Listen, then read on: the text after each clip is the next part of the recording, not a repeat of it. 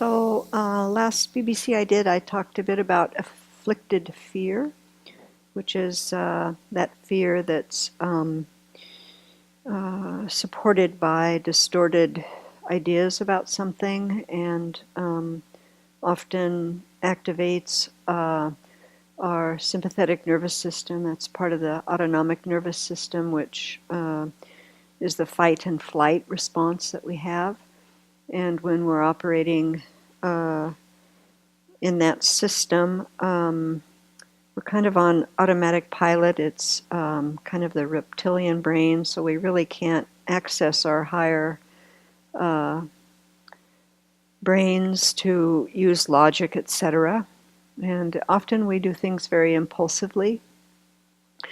So today I wanted to talk a little bit about a different kind of fear, which is wisdom fear. And so this is a fear that's based on a correct discernment.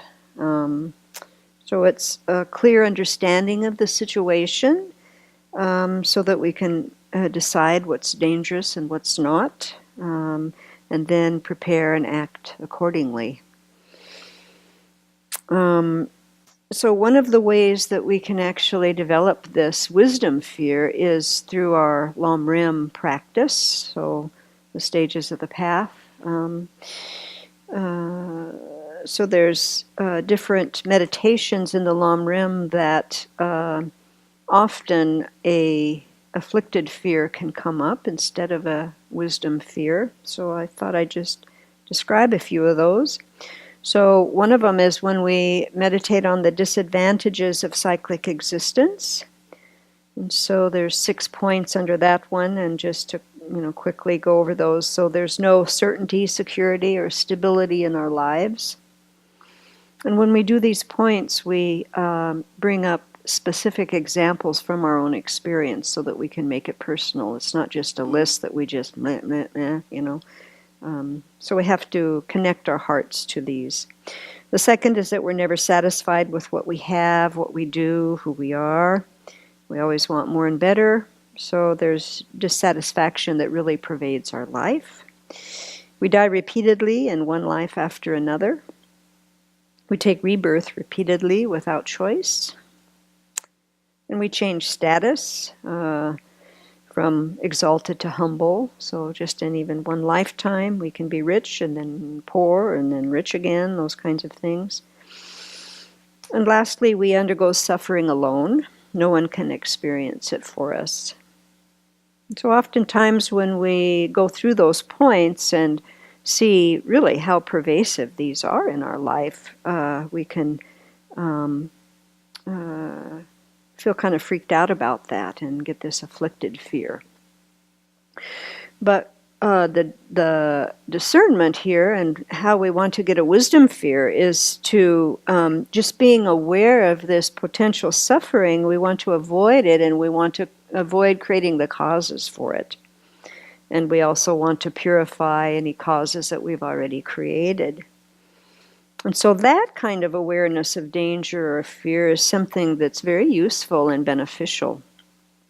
So we have a method to avoid this. So it's completely different than this freaked out, kind of panicky, uncomfortable fear, which we can sometimes have. Another example is the meditation on death. This can arouse a wisdom fear in us also if we practice with discernment. And so this one, just to have awareness of our mortality, that life is short, that the final result of our life is that, at the end we're going to die. And so instead of getting panicked or freaked out about that, or I don't want to think about it, instead we think about, how can I have a good death? How can I create the causes for future rebirth that's a good rebirth?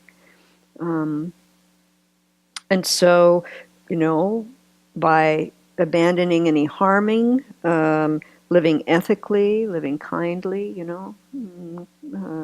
developing my compassion then that's the way that I can meet death with, a good mind.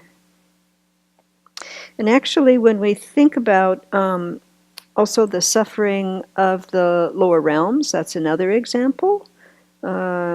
Especially the first time I think that we read these, and some of the different lamrims are very descriptive, and and you can kind of freak out, you know. And again, whenever that freak out happens, all we need to do is remind ourselves that that's not the desired outcome of that meditation. So we need to correct, bring some discernment in. And so when we meditate on the sufferings of the lower realms, again, we have the ability to avoid the causes of those lower rebirths. And so then, just by doing that, thinking that thought, then we turn our mind to a refuge, to the three jewels, to something, a safe direction, to something that is going to prevent our having a rebirth in the lower realms by, doing certain things in this life, creating the causes. And really, any time that we have an afflicted state of mind at the end of a Lamrim meditation, it's really important that we go back and see what the actual result of that meditation is. Because the Lamrim meditations really help us to practice thinking like a bodhisattva, like a Buddha.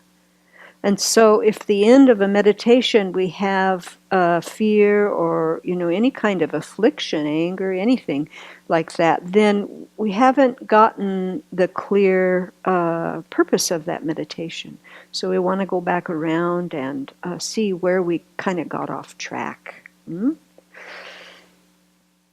And so then as we develop our discernment, we develop the wisdom really that then informs how we think and how we act and how we speak. And so we're kind of in a dress rehearsal here to train to be like a bodhisattva, like a Buddha, and knowing what that path is and how to practice that, then that's what becomes our existence actually over time. And so there's really no reason for this afflicted fear, and wisdom fear is very helpful in our practice to keep us focused on our refuge, keeping focused on the view to take, keeping us focused on what we want to develop and what we want to abandon. And to do that, then we will really progress on the path in a very excellent way.